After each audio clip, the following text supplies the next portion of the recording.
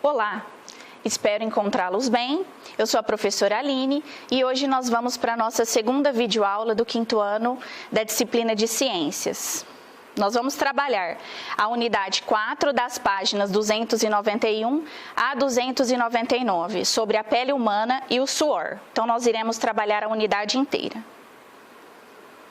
Bom, então nessa aula, como que vai ser a nossa rotina? Nós iremos estudar a pele humana e o suor, iremos assistir a videoaula, depois vocês farão a leitura individual junto comigo, em casa acompanhando, pausando a videoaula caso necessário para entender melhor o conteúdo, vão prestar atenção nas explicações desses conteúdos, vão prestar atenção como vocês irão fazer as atividades das páginas 291 até a 299, irão continuar assistindo a videoaula e depois vocês farão o restante das atividades depois da nossa videoaula, certo? Depois vocês irão tirar as dúvidas de vocês com os professores pelo aplicativo do WhatsApp. Bom, antes de eu iniciar aqui, eu gostaria de relembrar um equívoco que houve da minha parte na aula anterior, em que eu fui fazer a leitura, explicando lá sobre a vitamina D, aí eu estava falando sobre a importância do sol para que o corpo produza, a melanina, e aí, na hora da explicação, ao invés de eu falar que a gente tem que tomar sol antes das 10 horas da manhã, e após as 16 horas da tarde, porque nesse período, das 10 até as 4 horas da tarde, é o período que os raios ultravioletas estão mais fortes. E eu me equivoquei nesse minuto aí, nesse momento aí, e eu falei até as 14 horas, tá? Então eu peço desculpa que a gente aqui tá sem a ajuda de vocês, que são nossos alunos, que na sala de aula vocês sempre falam pra gente: tia, a senhora se equivocou, não era o contrário? Tá? Então peço desculpa pelo nervosismo e tudo, que tudo isso está sendo muito novo pra gente, tá certo? Então nós iremos iniciar agora a unidade 4, que se trata da pele humana e o suor. Então vamos lá. Em dias muito quentes ou após a realização de exercícios físicos, nosso corpo transpira e ficamos suados. Você sabe por que isso acontece? Vamos relembrar lá a nossa aula anterior, quando eu falei para vocês que uma das principais características das nossas aulas de ciências é o levantamento de hipóteses, para que a gente chegue a um questionamento do porquê que as coisas estão acontecendo. Então, por que será que a gente transpira? Por que será que isso acontece? Vocês já pararam para pensar sobre isso? Nós iremos refletir agora, então, nessa unidade. Então, tem a imagem aqui de um rapaz, e está escrito lá embaixo: no calor intenso, uma pessoa pode transpirar a cada hora aproximadamente 1,7 litros de suor. Então, olha o tanto que a gente transpira, Por isso, a necessidade da hidratação, Então, qual é a função do suor? Porque tudo que existe no nosso corpo tem um fundamento, tem um porquê, Então, a transpiração da pele, também conhecida como suor, é uma das maneiras do organismo eliminar o excesso de calor. Então, através disso, o nosso corpo, através do suor, da transpiração, o nosso corpo mantém a temperatura constante, certo? Então, para que ele funcione bem, certo? Então, a nossa temperatura tem que estar se mantendo constante. Então, quando a gente transpira, o que acontece? O suor, ele sai pelos poros, da nossa pele e ele vai mantendo a temperatura regulada, tá certo? Ele vai para a atmosfera e resfria o nosso corpo. Em anos anteriores, você aprendeu que as aves e os mamíferos são capazes de manter a temperatura do corpo. Nos seres humanos, a temperatura corporal é mantida por volta dos 36,5 graus Celsius. Só para relembrar, Então, a temperatura se mantém nos 36,5. Só que dependendo do dia, de como está a temperatura, o nosso corpo ele pode aumentar essa temperatura, Para quê? Para tentar regular o nosso organismo, tudo nessa tentativa, tá certo? Não é que ele se mantenha sempre naquela temperatura. Continuando, a transpiração contribui para evitar que a temperatura se eleve acima desse valor. Veja como isso acontece. O suor é um líquido formado por água e sais minerais e produzido pelas glândulas sudoríferas localizadas na derme, que você estudou no módulo anterior. Lembra que a gente estudou as camadas da derme, o tecido, o sistema tegumentar? Então, a gente estudou lá que existe a epiderme, que é a camada superficial, a derme, que é a intermediária, e a hipoderme, que é a mais profunda, tá? Essas glândulas são controladas pelo sistema nervoso, assim como a temperatura do corpo começa a aumentar muito pelo fato de realizarmos atividades físicas intensas ou porque a temperatura do ambiente está elevada. Os nervos enviam mensagens a elas para que produzam o suor. Então, tudo é controlado pelo nosso sistema nervoso central, tá certo? A derme é a camada da pele onde estão os vasos sanguíneos, as glândulas sudoríferas e sebáceas, os folículos capilares e as terminações nervosas. O suor é então conduzido por meio de ductos que se abrem nos poros. Ao evaporar, o suor resfria a pele, como eu tinha falado anteriormente, contribuindo para diminuir a temperatura do corpo. Então, vamos relembrar aqui. Então, aqui estão os poros, aqui está a derme, a epiderme, os pelos, tá? E aqui as gotículas de suor, que estão saindo aqui com a função de resfriar, né? De diminuir a temperatura corporal, certo? Aí tá mostrando aqui o músculo também, ó. O músculo aqui nessa parte aqui. E aqui do lado tá falando o que significa ducto, que são canais, tá? Por onde passam as substâncias. Então vamos lá. Atividade 1, observe a imagem. Aí tem uma imagem aqui de um homem, né? Ele aparentemente está correndo, então tem uma setinha que está saindo da cabeça dele. Então vamos refletir. O que isso significa? Quem que dá o comando? Quem que organiza? Quem que coordena todo o funcionamento do nosso corpo? Se você pensou aí no sistema nervoso central, se você lembrou do cérebro, está certo, está correto. Quem envia a ordem para que os nossos músculos eles se movimentem, né? Tudo isso é controlado e regulado pelo cérebro, tá? Então, aqui tem uma setinha e tem os números, né? O que será que isso significa? Então, 1 está escrito ordem, 2 significa produção. O que será que ele está produzindo, né? O que será que ele está produzindo ao fazer uma atividade física, né? Lembrando que a setinha, ela está indo daqui do cérebro para onde? Para a axila, né? O que acontece quando a gente se movimenta, quando a gente faz uma atividade física? Será que a gente transpira, né? Será que o nosso corpo produz o suor, né? Com que finalidade isso é realizado, né? Aí no 3 está escrito a eliminação. Então, o que será que ele está eliminando? Será que é o suor, né? Aqui na 4, o que está acontecendo? O resfriamento. Aqui do lado, ó, tá mostrando o suor que tá passando aqui pelos ductos, ó, para serem eliminados, né, para a atmosfera. Então, quando vocês observarem uma figura, tentem analisar ela como um todo. Às vezes, numa prova que a gente vai fazer, muitas vezes, a imagem, né, a linguagem não verbal, né, ela demonstra muito mais pra gente do que às vezes a própria questão, a pergunta, né? Então, se você observar tudo isso, você vai ver o que está acontecendo, certo? Vamos para a próxima aqui. Então, A, o que essa imagem mostra? B, qual é a função do suor? C, explique o que está ocorrendo em cada uma das etapas enumeradas na imagem. Então, tem 1, 2, 3 e 4. Então, a professora colocou aqui a primeira para vocês terem uma ideia. Então, vamos lá. O sistema nervoso central envia mensagens para as glândulas sudoríferas produzirem o suor. Então, vamos voltar lá na imagem anterior. Então, o sistema nervoso central enviou a mensagem para as glândulas sudoríferas produzirem o suor, tá certo? Que não existem só, né, na axila, existem outras regiões do nosso organismo que a gente vai ver mais para frente. Mas começa aqui, né?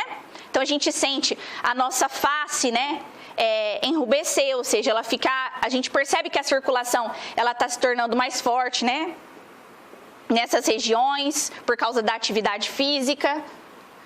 Aí depois tem o número 2, o número 3 e o número 4, que é para vocês falarem de tudo que a professora acabou de explicar, tá certo? Então, a água em nosso corpo.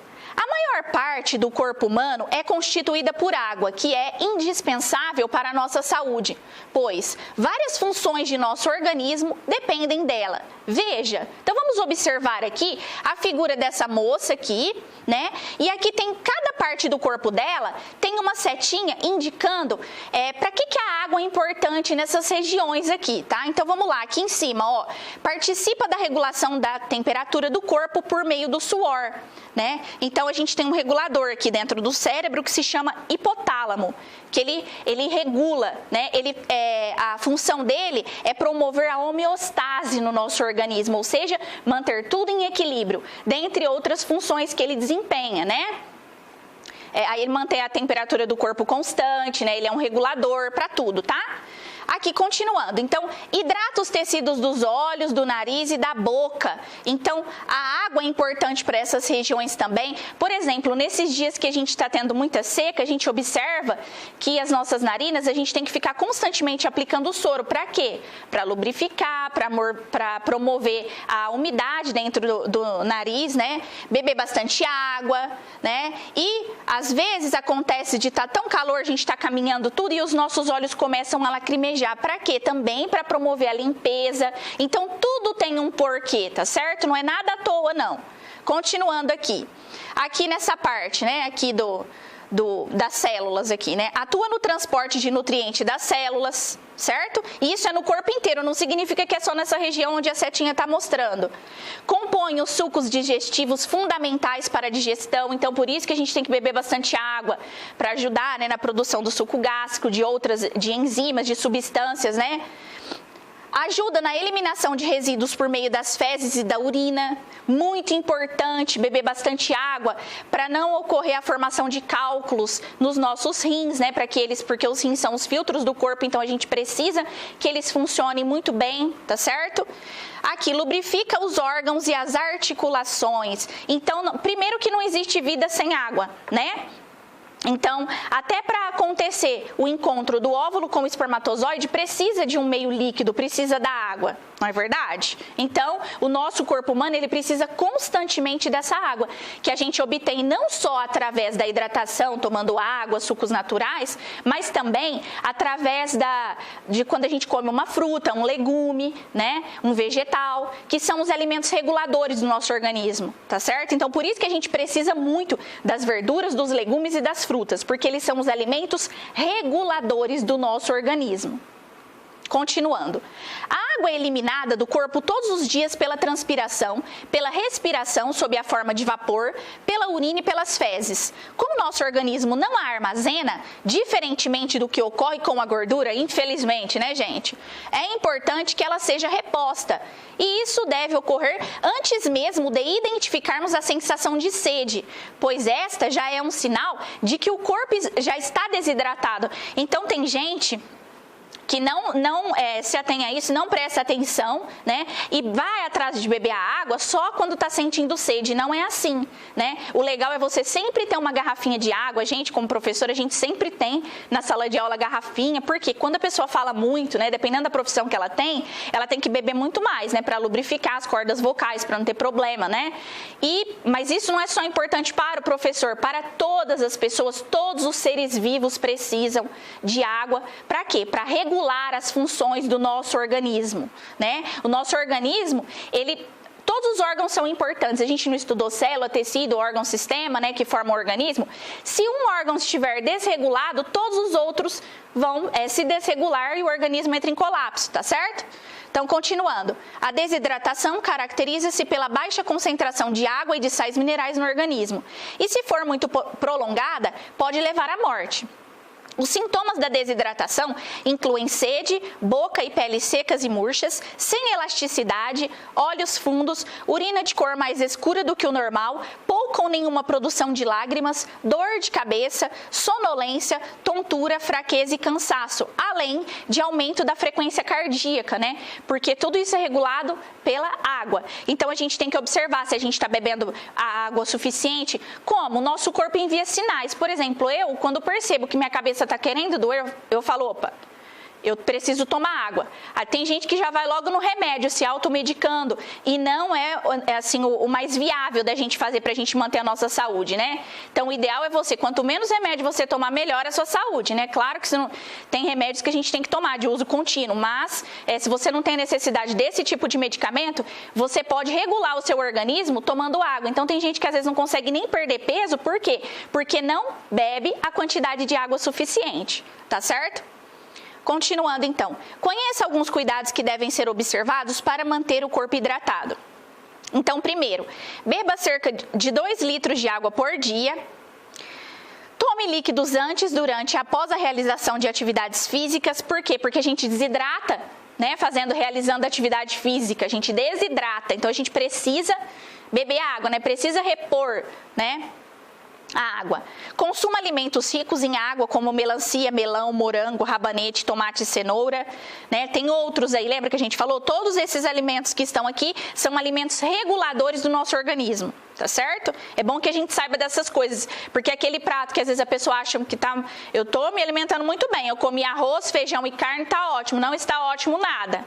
Né? Claro que a gente se alimenta como a gente pode, né? Mas a gente tem que lembrar que muitas vezes a gente deixa de colocar para dentro do nosso corpo aquilo que ele realmente precisa, né? Às vezes as pessoas se importam mais em tomar o refrigerante junto da refeição do que comer uma salada, né? E o refrigerante não tem nutriente nenhum, não tem vitamina nenhuma, tá certo? Atividade 2. Primeiro, por que sentimos sede quando está muito calor ou após praticarmos atividades físicas? Por quê? Nós acabamos de falar, né? O que acontece no nosso organismo que a gente precisa, né? A gente sente a sede. O que acontece? A gente perde o quê para o meio ambiente, né? 2. Escreva 3 sintomas da desidratação, que podem ser notados por meio da análise visual da pessoa. O que a gente falou lá anteriormente, que a gente pode perceber que a pessoa está desidratando. Dá uma voltada aqui nos slides aqui. Deixa eu ver aqui onde que tá. Aqui, quando a gente percebe, por exemplo, é nessa parte aqui mesmo, quando a gente percebe que a nossa boca está ficando seca aqui nessa parte que está falando, ó, que ela hidrata, quando a gente percebe que a gente às vezes está sentindo que a gente não está conseguindo realizar uma determinada atividade, eu não estou conseguindo correr, eu não estou conseguindo caminhar como eu deveria, né? Como eu sei que meu corpo consegue fazer, né? No meu melhor rendimento, né? Digamos assim. Então, quer dizer que está faltando água. Quando eu sinto dor de cabeça, né? Quando eu percebo que o meu nariz também não está lubrificado, né, não está umedecido e etc. Continuando. Terceira, a água é vital para o ser humano. Por isso, é preciso que as pessoas estejam comprometidas em utilizar esse recurso natural de forma sustentável, evitando o desperdício. Estima-se que de toda a água disponível no mundo, 70% é utilizada para produzir alimento. Veja a quantidade de água necessária para produzir alguns deles. Olha, por que a gente tem que economizar e usar a maior parte dos alimentos que a gente puder, né? 1 quilo de banana, para produzir esse alimento, utiliza-se 499 litros de água. 1 quilo de arroz, 2.500 litros de água. 1 quilo de ovos, 3.000 litros de água. 1 quilo de frango, 4.000 litros de água. 1 quilo de carne bovina, 15.000 litros de água, né? Então, tem muito mais coisas legais que você pode também pesquisar na internet para você aprofundar os seus conhecimentos, né? Que você vai ver por que é importante que a gente utilize a maior parte dos alimentos. Porque não existe só ser humano na Terra. Nós não somos os únicos seres vivos que precisam da água para sobreviver. Então, nós temos que sair um pouquinho aí do egoísmo, né? E partir para ser mais sensível, refletir mais sobre as coisas que acontecem, né? E de que outros seres vivos também precisam da água. De acordo com esses dados, converse com seus colegas e proponha algumas maneiras de consumir alimentos de forma mais sustentável. Então, o que eu posso fazer, né? Se a carne bovina, um exemplo, né? Se a carne bovina ela usa tantos litros de água, então eu vou me alimentar de outros alimentos, né? Claro que eu vou comer a carne bovina, mas eu posso alternar, né? Uma quantidade de dias, por exemplo, eu como 2 dias da semana, nos outros dias eu como uma carne branca que utiliza menos litros de água para a produção. Então, a gente tem que manter o equilíbrio em tudo, certo? Vamos lá, higiene da pele. Existem diversos tipos de fungos e bactérias que podem viver e se proliferar na pele humana, pois nela encontram condições perfeitas para isso, como temperatura ideal e presença de alimento e água. Algumas partes do nosso corpo permitem a proliferação de micro-organismos, principalmente as áreas que ficam menos expostas ao ar e tendem a permanecer mais úmidas, como as axilas e a sola do pé. A ação desses micro-organismos provoca algo bem desagradável, o mau cheiro. Confira no quadro abaixo algumas dicas para evitar o odor desagradável nos pés e nas axilas. Primeiro, gente, o mais importante, tome banho todos os dias com água e sabonete. Aquele banho legal, né? Que se você vê que está tendo a necessidade, né, passa uma buchinha, principalmente na axila, nos pés, né, no corpo inteiro tem que passar. Mas eu estou querendo dizer que a gente tem que tomar um senhor banho, porque muitas vezes a gente não percebe o mau cheiro e quem vai perceber é a pessoa que está ao nosso lado, certo? Não tem coisa mais desagradável do que uma pessoa falar que a outra não está cheirando bem, não é verdade? Segundo, ao tomar banho, lave bem as axilas, depois use desodorante. O álcool presente nesse produto reduz a quantidade de bactérias. Os desodorantes sem álcool, que são os antitranspirantes, também diminuem o suor, ao fechar um pouco os poros, e quanto menor a quantidade de suor, menor será a ação desses micro-organismos. Deixa eu só falar uma coisa, né? A gente usa desodorante, antitranspirante, né? E tem um detalhe, o antitranspirante, ele não bloqueia totalmente a ação das glândulas sudoríparas. Por que ele não faz isso, das sudoríferas, desculpa? Por que ele não faz isso, ele não bloqueia? Porque senão entraria em colapso, né? A gente precisa regular a temperatura, então precisa o suor sair para poder resfriar o nosso corpo. Então ele não impede totalmente, tá? Então ele impede um pouco, né? E também promove ele tem substâncias que diminuem o mau cheiro. Certo? E que deixa até alguns deles, né, um cheirinho agradável para disfarçar, que é normal para todo mundo, né? Porque todo mundo transpira, certo? Depois, não use tênis sem meias e prefira usar as de algodão, pois tecidos de fibras naturais mantêm os pés mais secos, né? Então a gente tem que saber muito bem, todos os tecidos que a gente usa, né, para a gente se vestir, como roupa, a gente tem que saber que a gente tem que utilizar aqueles que não vão impedir a nossa transpiração, porque eles também fazem mal, eles promovem o mal-estar na gente, a gente se sente mal com determinados tipos de tecidos, tá certo? Depois aqui, troque as roupas e as meias diariamente. E ainda, se você, por exemplo, né, uma criança que foi jogar um futebol, né, estava na escola, jogou futebol, aí depois ela chegou em casa, tomou um banho, eu quero colocar a mesma meia.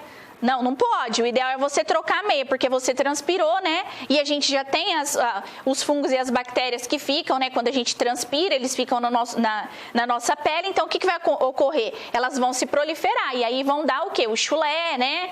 Ou vão promover o mau cheiro na axila, né? Se a gente não passa o desodorante. Então, a gente tem que relembrar tudo isso aí. Aqui, evitar usar o mesmo calçado todos os dias. Após utilizá-lo, guarde o calçado em local arejado e, além disso, coloque-o ao sol pelo menos uma vez por semana. O ideal é você pegar, se puder, né, se tiver um lugar da sua casa, se você não tiver um cachorrinho que vai comer seu calçado, você acabou de usar, já colocar lá para tomar sol na mesma hora. Aí depois você guarda, né? O ideal é fazer isso com os calçados, como está falando aqui, uma vez por semana, e também com outros, por exemplo, bolsa, tudo aquilo que você sabe que pode, né, pegar umidade, é bom você fazer isso. Casacos, né? Continuando. Você é o cientista. Então, a gente chegou aqui numa parte em que a gente vai tentar aplicar o método científico, né?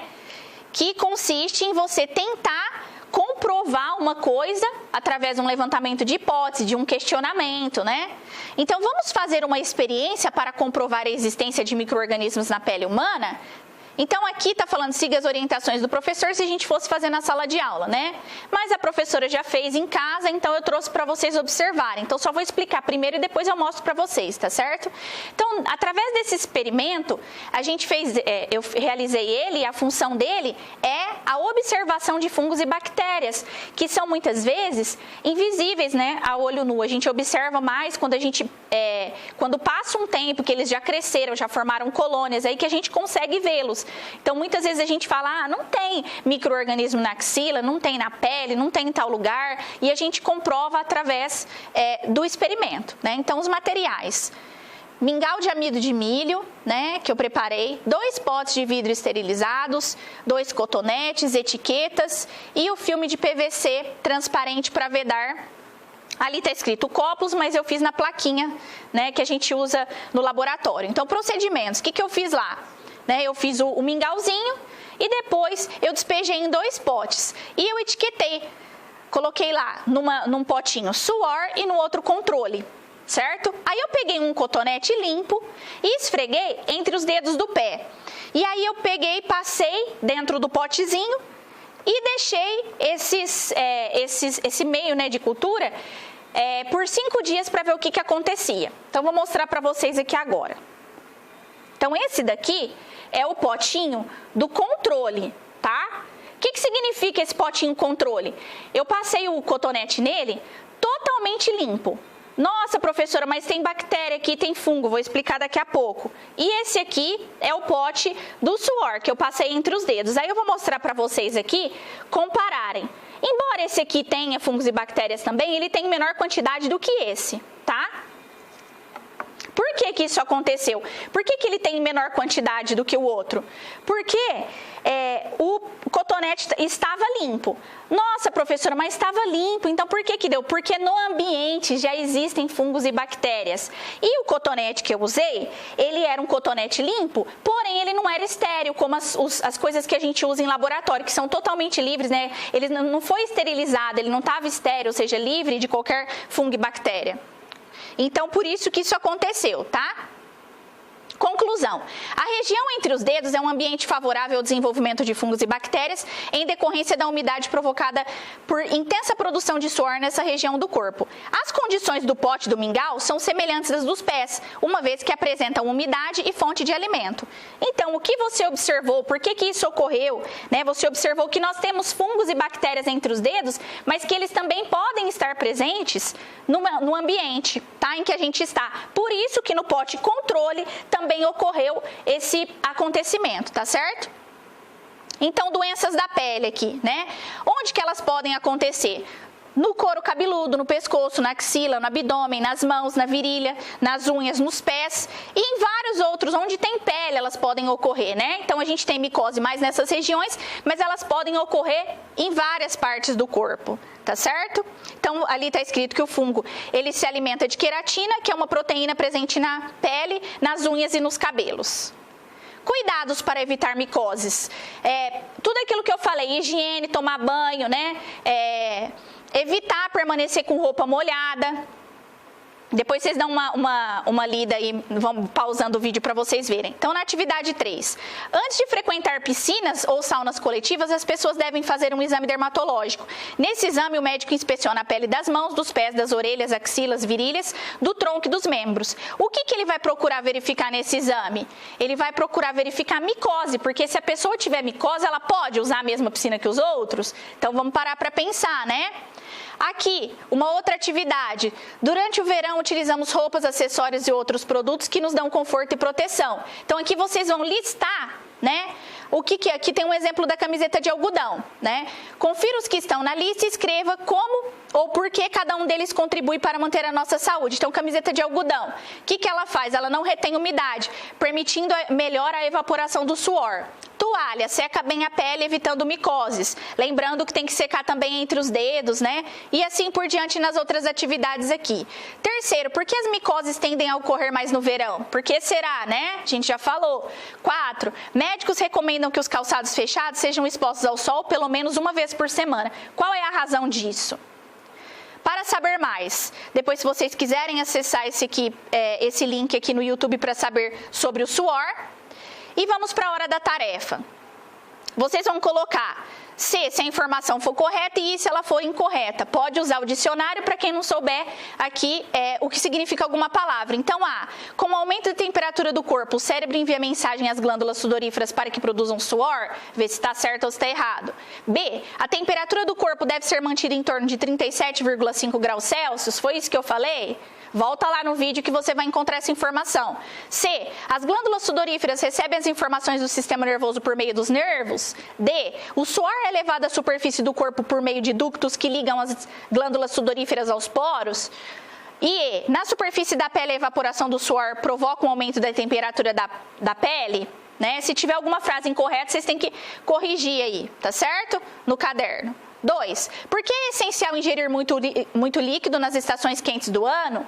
E 3, por que se recomenda utilizar calçados em locais públicos como piscinas, saunas e vestiários? O que eles têm naquele lugar, né? Que tem umidade, né? A temperatura alta, né? Então, chegamos ao fim dessa aula. Então, o que a gente fez hoje? Estudamos a pele humana, vocês assistiram a videoaula, nós fizemos a leitura dos textos. O que vocês vão fazer em casa? Que a tia tem que falar mais rápido, em casa vocês vão pausar a aula para reler o texto, né, ver se entendeu realmente, fazer as atividades, continuar assistindo a videoaula. Depois, no final da aula, vocês vão tirar, né, depois que fizer a tarefa, vocês vão enviar para o professor e tirar as dúvidas pelo WhatsApp. Tá certo? Então, obrigada e até a próxima.